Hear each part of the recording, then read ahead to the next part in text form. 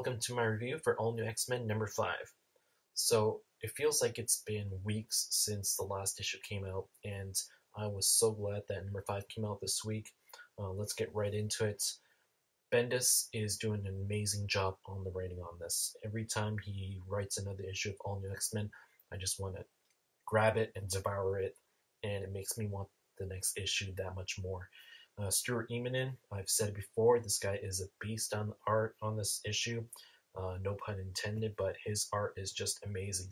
The fact that he's able to spit out this quality in his art with so many issues coming out so fast, that is just something to that I'm just amazed with. Like, for example, I'm just going to show you this crazy two-pager right here.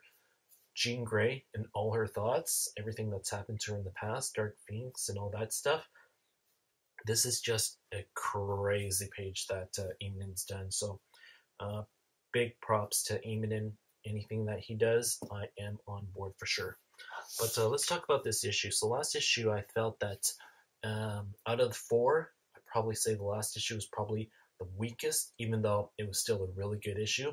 I felt the first 3 were really good, and then the 4th one kind of dipped a bit, but this one picks it right back up. This one is pretty heavy on Jean Grey, as if you couldn't tell by looking at the cover. Starts off with a little trip into the Beast's mind, and in there we see Jean Grey in her original Marvel Girl costume, and I just love how that looks. I think Immonen did a really amazing job on that. So I love how he did that art, and I just love seeing Jean Grey in that old retro 60s, 70s style uniform. So that was a really big plus in this book. Further on, we get a little bit, not too much, we get a little bit of Cyclops.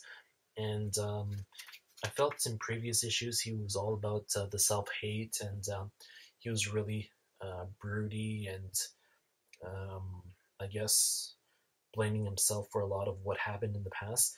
This issue, it feels like it's a different Cyclops.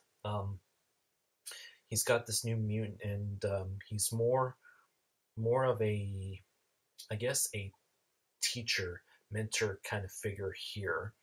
He wants to recruit him, and it feels like what he's doing is he's trying to gather all these new mutants that are popping up, and he's trying to build his own army of mutants.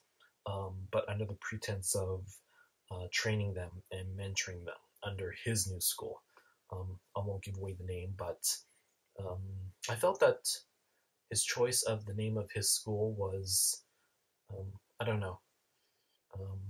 I'm sure there's probably going to be a lot of people in the Marvel Universe that are going to be up in arms with what he's named his school, but that was just something that I thought.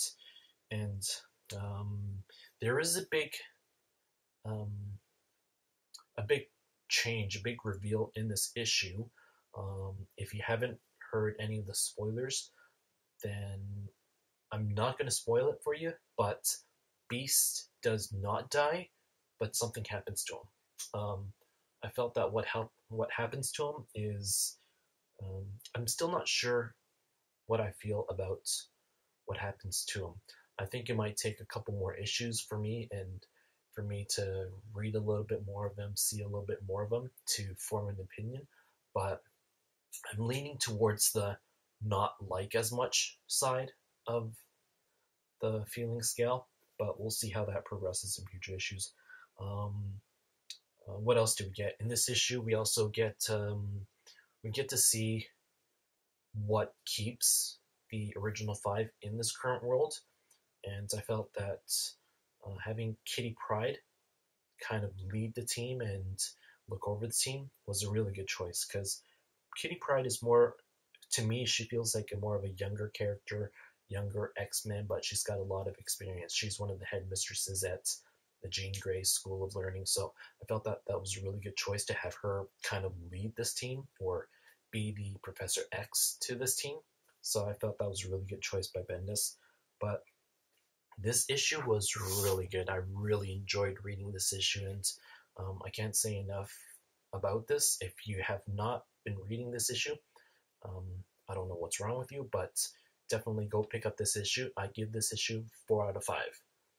So go ahead and punch in that code. This is an issue that comes with a digital code, so punch it in. Leave a comment if you do redeem the code so everyone else knows it's gone. And if you read this issue, let me know what you think. Let me know what you thought about Beast and what you thought about Jean Grey, and let me know if you love Eminence art as much as I do. Thanks for watching. This is 604 Comics. Make sure you subscribe, and I will see you guys on my next review. Thanks.